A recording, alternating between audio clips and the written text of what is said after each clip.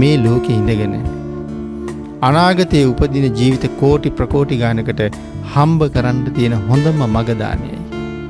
කෝටි ප්‍රකෝටි අසංඛ්‍ය අප්‍රමාණ තරමට හම්බ කරන්න තියෙන එකම ක්‍රමය දානයයි. මේක දන්නේ නැති නිසා මිනිස්සු දන් දෙන්න හරි ලෝභයි. අනාගත ජීවිතයේ සැප විඳින්න නම් අනාගතේ නෑ බෑ කියන වචනයක් අහන්න නොලැබෙන්න නම් අනාගතේ සාපිපාසාදී දුගතියකට භාජනය නොවෙන්න නම් කල යුත්තේ අත්හැරීමයි. එක එක්කෙනාගේ අත්හැරීමේ ස්වභාවය වෙනස්. සමහර අය අත්හරින්න බැරිම තැන අත්හැරෙනවා.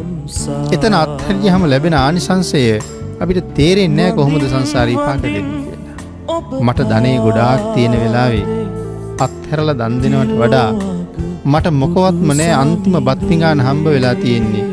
ඒකත් අත්හරින්න පුළුවන් නම් අර ලක්ෂ කෝටි ගාණක් තියෙන